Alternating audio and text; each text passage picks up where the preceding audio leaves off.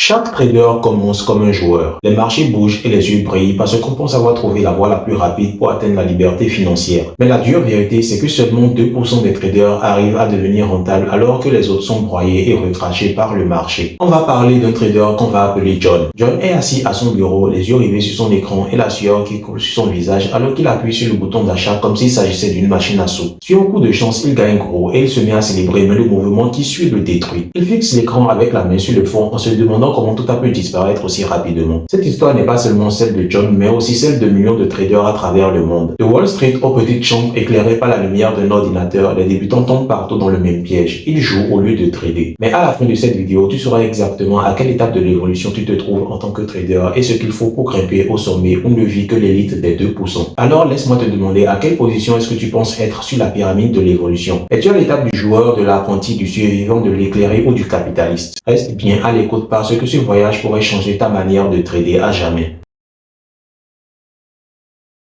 Tous les traders commencent comme des joueurs. Ils n'ont ni stratégie ni discipline, mais seulement une forte excitation mélangée à un espoir aveugle. Imagine un nouveau trader qui ouvre son premier compte Forex en regardant les graphiques pour la première fois. Il est convaincu d'avoir trouvé le secret. En un clic, il entre sur le marché avec son cœur qui bat et l'adrénaline qui monte. Pendant un instant, il a l'impression d'avoir trouvé la clé de la liberté financière, mais la réalité c'est que c'est un joueur. Et les joueurs ne travaillent pas les marchés, mais c'est les marchés qui les travaillent. Ils jettent de l'argent sur des actifs au hasard en achetant et en vendant sans vraiment avoir de plan. Pour eux, le marché du Forex ressemble à une machine à sous. Ils ont parfois un coup de chance ou une grosse victoire et pensent qu'ils vont devenir riches, mais la réalité les rattrape car une victoire est suivie de 10 pertes sauvages. Les soldes des comptes disparaissent du jour au lendemain. C'est la raison pour laquelle 90% des traders échouent avant même d'avoir commencé. Mais il reste quand même un petit pourcentage qui n'abandonnent pas et c'est ceux-là qui deviennent des apprentis.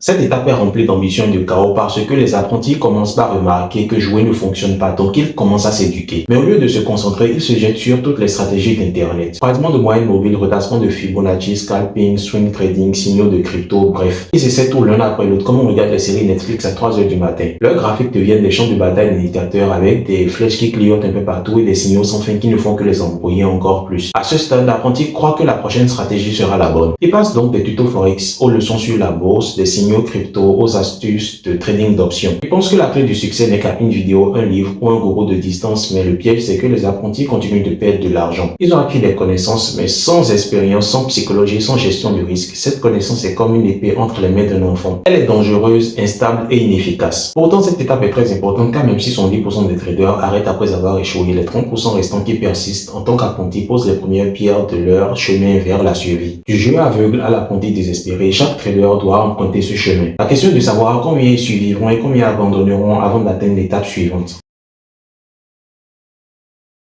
C'est là que le parcours du trader devient dangereux et peut-être même mortel. Après des mois de jeu, d'expérimentation, le trader découvre enfin une stratégie qui a l'air de marcher. Sur papier, ça semble avoir du sens avec des chiffres prometteurs dans les backtests. Pour la première fois, il y a une lueur d'espoir, mais la désillusion survient de manière violente parce que survivre sur les marchés n'est pas la même chose que prospérer. Les survivants atteignent au mieux le seuil de la rentabilité, mais la plupart continuent de perdre de l'argent. Si tu te demandes pourquoi c'est comme ça, c'est parce qu'ils croient que seule la stratégie les sauvera. Imagine un trader qui vient de clôturer une transaction en profit. Sa confiance monte en flèche et se dit qu'il a enfin tout compris. Mais le lendemain matin, il prend exactement la même configuration, mais le marché le punit en se retournant contre lui. Sa confiance meurt avec les pertes qui s'enchaînent et les montagnes russes émotionnelles qui commencent. C'est l'étape où les traders apprennent l'une des plus grandes leçons du monde de la finance. La constance ne vient pas d'un indicateur magique ou d'un système secret, mais de la gestion des risques et de la discipline émotionnelle. Les survivants vivent un cycle constant de haut et de bas. En une semaine, leur compte augmente de 5% et ils s'imaginent déjà quitter leur emploi pour trader à plein temps. La semaine qui suit, une mauvaise transaction enterre tous leurs gains. Parfois, c'est juste une erreur émotionnelle entre le trading de vengeance, un renforcement sur une perte ou la recherche forcée d'une entrée après une entrée manquée. C'est là que le marché teste la psychologie du trader de la manière la plus brutale. La peur, la cupidité et l'impatience deviennent les ennemis invisibles et commencent par absorber tout lentement les profits potentiels. Les survivants se rassurent souvent en se disant qu'ils ont juste besoin d'un ajustement de plus à leur stratégie. Un indicateur, une confirmation, un signal de plus, mais la réalité c'est que le problème n'est pas les graphiques mais le trader. Considère le trading comme la conduite d'une voiture. La stratégie c'est comme le moteur, c'est c'est puissant, c'est nécessaire, mais c'est inutile sans contrôle. La gestion de risque est la ceinture qui te protège lorsque les choses tournent mal et la psychologie est le volant. Sans la ceinture et le volant, quelle que soit la vitesse du moteur, tu es destiné à finir dans le mur. Les survivants sont sur un point de bascule. C'est là que la plupart des traders finissent par abandonner parce qu'ils voient leur compte monter et descendre sans faire de réel progrès. Mais pour les quelques-uns qui arrivent à se dépasser, quelque chose d'extraordinaire se produit. S'ils arrivent à endurer la lutte, à maîtriser leurs émotions et à comprendre que la gestion de risque n'est pas facultative mais nécessaire, alors ils sont sur le point d'évoluer. La troisième étape ne concerne pas le profit mais la survie. Il s'agit de te prouver que tu peux résister à la pression mentale et financière qui détruit 90% des traders, sachant que seuls ceux qui réussissent pourront passer à la prochaine étape.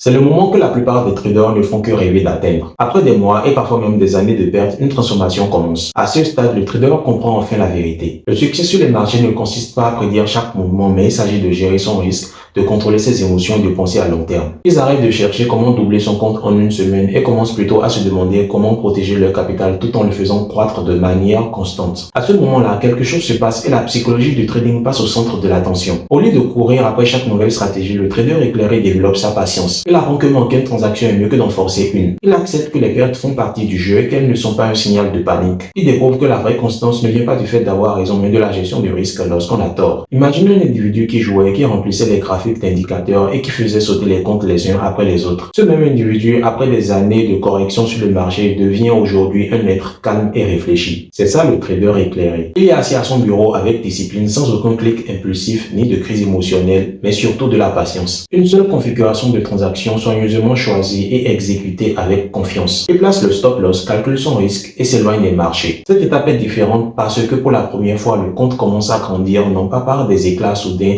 mais par des étapes contrôlées et régulières. Les profits cumulés au fil du temps se transforment en quelque chose de plus puissant qui est de la richesse durable. C'est là que le trader vit cet instant de clarté que beaucoup appellent la zone. Le trading pour lui n'est plus une machine à sous, mais une véritable entreprise. Le trader éclairé pense comme un investisseur professionnel. Il connaît son avantage et comprend le rapport entre le risque et le rendement. Il se concentre sur le processus et non sur le résultat. Ce changement émotionnel bouleverse absolument tout car les montagnes russes émotionnelles ralentissent avec la peur qui perd de son pouvoir. La cupidité passe au second plan et l'impulsivité disparaît. Le marché ne ressemble plus à un ennemi, il devient une arène pour une exécution disciplinée. Mais attention, l'élimination ne signifie pas la perfection. Des pertes se produisent toujours avec même des séries d'entre elles qui font toujours mal, mais la différence ici est la résilience. Le trader éclairé ne se lance pas dans un trading de vengeance ou un surendettement imprudent. Il accepte la perte, la met dans son journal et va de l'avant. Chaque revers n'est que de la donnée et chaque transaction fait partie d'une image plus grande. C'est l'étape où les traders arrêtent de suivre et commencent à prospérer. Les 10% qui y arrivent coûtent enfin au premier signe de la véritable rentabilité, ce que la majorité n'aura jamais. La rentabilité ne consiste pas à gagner des millions du jour au lendemain. Il s'agit de s'éloigner du cycle des pertes et de commencer son ascension lente et régulière vers la constance, la confiance et le contrôle. L'étape 4 est la preuve que l'évolution dans le trading est réelle. Pour ceux qui refusent d'abandonner, c'est la porte d'entrée sur le chemin ultime pour devenir un capitaliste.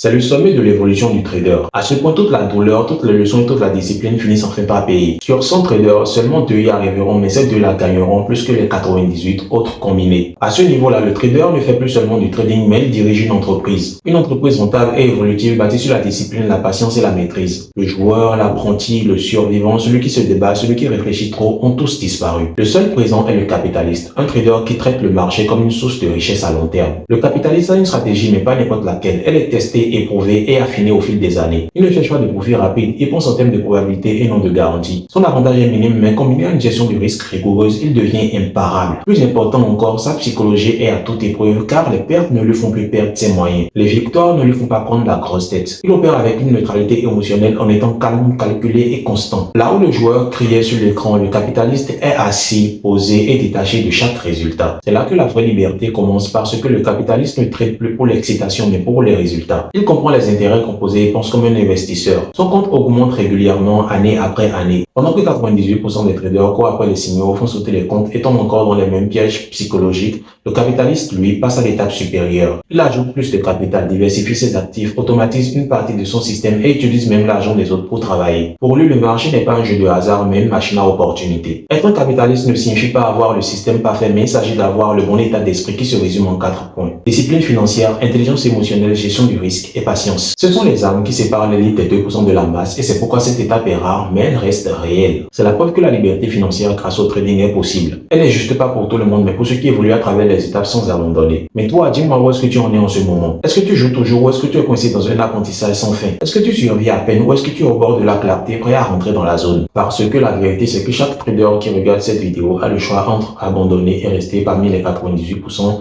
ou persévérer pour espérer devenir un capitaliste. Le chemin est long, brutal et impitoyable, mais pour ceux qui l'endurent, la destination en vaut la peine. Potentiel de profit illimité, constance, contrôle et surtout liberté sont ce que tu y trouveras. Si cette vidéo t'a parlé, alors agis dès maintenant en laissant un commentaire pour nous dire à quelle étape tu te trouves. Abonne-toi pour plus d'informations puissantes sur la psychologie du trading, la gestion du risque et la stratégie. On se dit à la prochaine vidéo mon ami. Peace.